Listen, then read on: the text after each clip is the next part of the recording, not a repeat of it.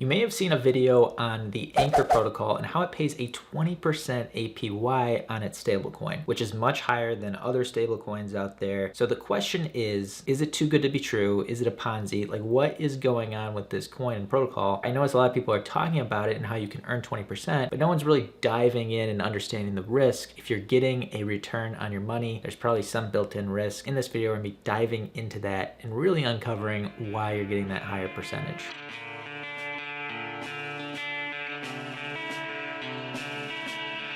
The Anchor Savings Protocol was launched back in March, and it currently has over $5 billion in total value locked up, where people are earning an attractive 20% yield on Terra USD. You may be asking, what is Terra USD? Well, in order to get Terra USD, you have to buy Luna. In a way, the demand for Luna and Terra in general is directly tied to this attractive 20% that is bringing people on board, getting into the Anchor protocol. And of course, and rightfully so, people want to know, how is this not a scam? How can they pay so much in APY? And the simple thing is have people borrowing money and they're paying 20% interest, and that interest is going to the people that allow them to borrow. If you look at the Anchor protocol dashboard, you'll see that you can earn 19.48%. Not quite 20%, but still really high. And it doesn't really fluctuate too much versus that target of 20%. If you go to borrow, this is where you'll see that the borrow APY is 24.28. If someone comes and they want to borrow $1,000, this is how much they would pay in a percentage. So that makes sense, right? People are borrowing more and the depositors are getting some of that interest. What's interesting though is this distribution APR. What's going on here? Actually, with the Anchor protocol, people are incentivized to borrow, meaning if I come to Anchor and I want to borrow $1,000, well, I'm borrowing at an APR of 24%, but at the same time, Anchor is paying me a 24.46% in order to borrow.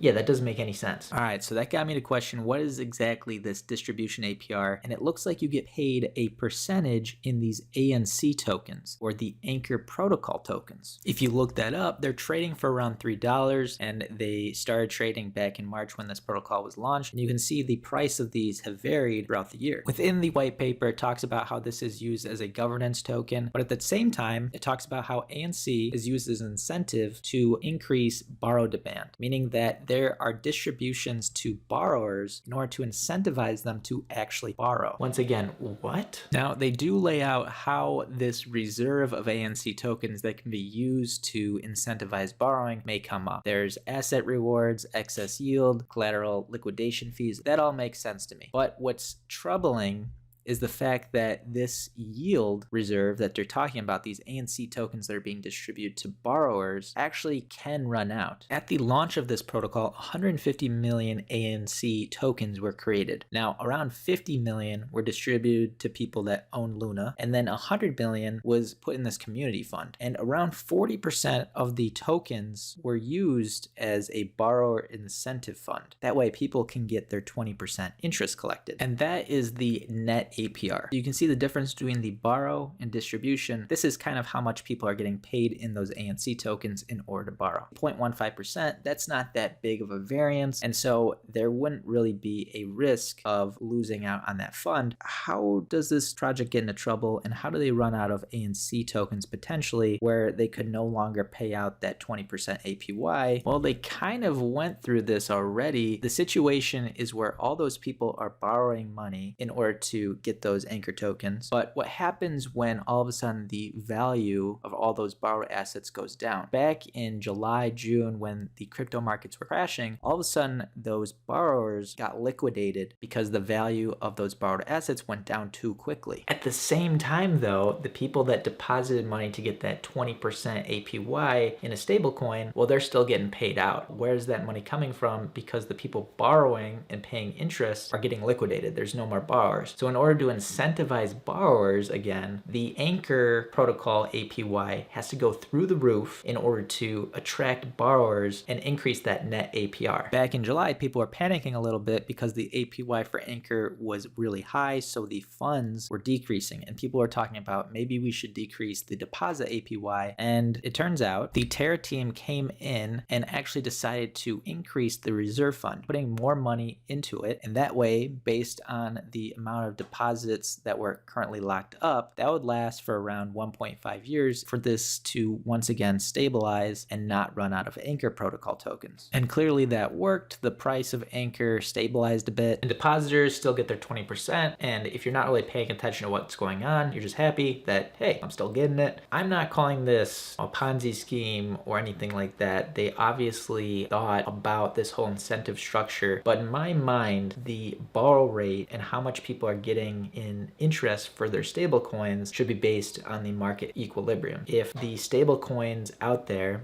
are getting 10 to 13% based on the market and what people are willing to borrow at, that's how much you should get paid depositing and taking that risk as the counterparty. When something promises a higher rate and in the background, in an indirect way, they're funding it, it seems almost like the Terra project knew this would happen. You would attract people into the Anchor platform offering 20% APY. They would be forced to buy Luna tokens in order to create stable coins, which would inflate the demand of Luna. And then people would talk about Luna, you'd get more people to onboard, and you get more people using your protocol in general, which in my mind seems kind of sketchy. The question is, how sustainable is this over a longer period of time? I think the APY will eventually come down as this reserve fund, if it does run out, it could cause issues. And realistically, over a longer period of time, you can't pay someone higher than a borrow rate just to increase the savings rate depositors are getting. If there are experts or Terra diehards that want to comment below and kind of poke holes in my theory, I would love it, because going online and looking at other people's responses, it still seems like at the end of the day,